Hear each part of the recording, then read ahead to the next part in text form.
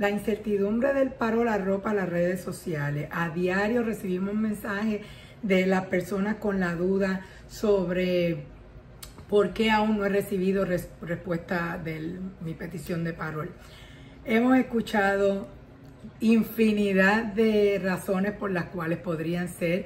Hay muchos rumores corriendo desde que si lo que estaban aprobando eran familias, no individuos, que si tenías una petición puesta no te estaban aprobando, que solo estaban aprobando los casos de las personas que tenían abogado, que estaban incluso aprobando los solicitudes de parol que iban por el que tenían el número 90, no me recuerdo cuánto en el inicio. O sea, la gente está creando sus propias respuestas a las dudas que tiene y la incertidumbre que tiene, porque USCIS no ha dejado claro esto.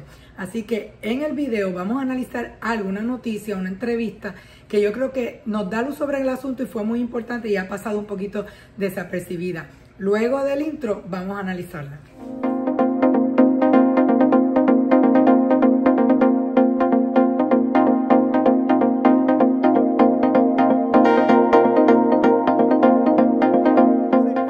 Llegaron a esa cifra de 30,000. Lo que hicimos fue que calibramos, tomamos en cuenta diferentes consideraciones. Primero, nuestra capacidad operacional. Segundo, el número de personas a las que les podemos brindar asistencia y que están utilizando este proceso legal, además de otras medidas que estamos estableciendo. Pero ¿cómo va a ocurrir eso? Hay 4 países involucrados. ¿Está hablando del 25% para cada país de esos 30,000? Estamos analizando las poblaciones que están utilizando este proceso y estamos midiendo eso con respecto a nuestro ejercicio discrecional en cada caso para administrar este programa de la manera más justa. Pero si uno no tiene aquí un patrocinador, alguien con dinero que pueda ayudarlo, ¿no tiene entonces oportunidad? Déjame decir lo siguiente porque no creo que sea cierto.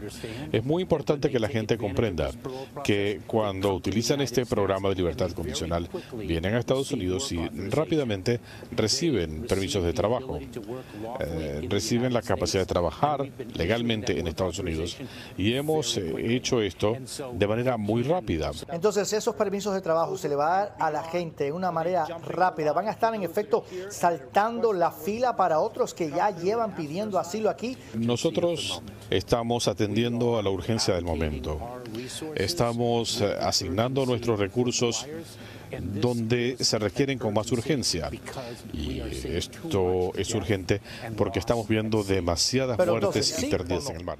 Ok, entonces vamos a analizar tranquilamente lo que dice el secretario en la entrevista. Primero, las 30,000 visas están basadas en la capacidad operacional de UCI. Todos conocemos el problema que tiene UCI actualmente para procesar los casos de peticiones familiares, de peticiones de trabajo. Ellos mismos han dicho que quieren subir las tarifas de los procesos para poder dar un mejor servicio, poder contratar personal y atender, ¿verdad?, mejor las solicitudes que ya tienen pendientes, que llevan años esperando ser atendidas. Entonces, esto nos da un poquito de duda sobre cuál fue el análisis que ellos hicieron, que entendieron que UCI podía atender 30,000 casos más mensuales. Si usted no ha recibido respuesta a su solicitud, pues esta es una de las razones por las que no la ha recibido. Ellos no están trabajando en un orden determinado, no tienen el personal necesario para esto, entonces obviamente va a haber un atraso porque el cúmulo de trabajo ahora es más grande y en realidad no cuentan con esa capacidad. Eso lo sabemos todos los que trabajamos a diario con peticiones o todos los que tienen una visa pendiente saben los atrasos que hay a causa de que no pueden con lo que ya tienen y entonces ahora están trayendo visas nuevas. El atraso número 1, por esa razón, no pueden con la cantidad de solicitudes diarias que deben estar recibiendo. Cuando él resume, él dice, capacidad operacional basado en el número de personas que podíamos brindarle asistencia. Y luego dice, y otras medidas, pero él no aclara cuáles son las medidas que tomaron, no las aclara. Entonces, lo que sabemos es, lo que dijo ahí, pura política, porque todos conocemos a UCI y cómo trabajan. Número 2, ¿cómo se dividen? Esa era una pregunta que todos teníamos. Muchos hicimos la suposición errónea de que, bueno, lo justo es que hay dos formas en que fuera justo para mí. Una, pues que se dividiera igual entre todos los países, dado que todos tienen la misma necesidad política, por esa razón los estamos ayudando. Y dos, podríamos haber hecho un análisis de la cantidad de personas que estaban entrando por la frontera de ese país, la población quizás de ese país, analizándolo con la situación política, cuál era más intensa y cuál no. Entonces, eso a lo mejor, si el número no era parejo, hubiera hecho una diferencia en que uno dijera, bueno, lo sacaron así. Pero en realidad no es eso. En realidad se basa en la discreción de cada oficial de UCI, en un ejercicio discrecional en el oficial de UCI. Y aquí es que yo creo que está la respuesta a todas las preguntas que tenemos. No es porque usted tenga abogado o no, no era los que comenzaban con un número determinado, no era si usted tenía una petición familiar o no.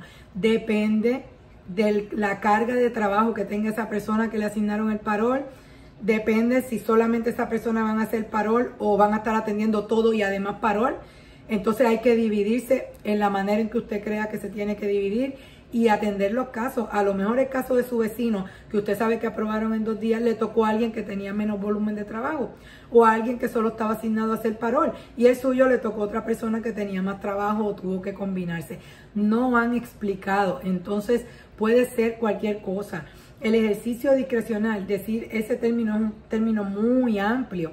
Entonces, si da la casualidad que hoy enviaron 100,000 cubanos, enviaron solicitudes de parol y hubo menos venezolanos o menos haitianos, entonces pues yo aprobé a 100,000 de los cubanos. O sea, no puede ser así, tiene que haber un orden. 100,000 cubanos pueden ser patrocinados, cumplen con todo.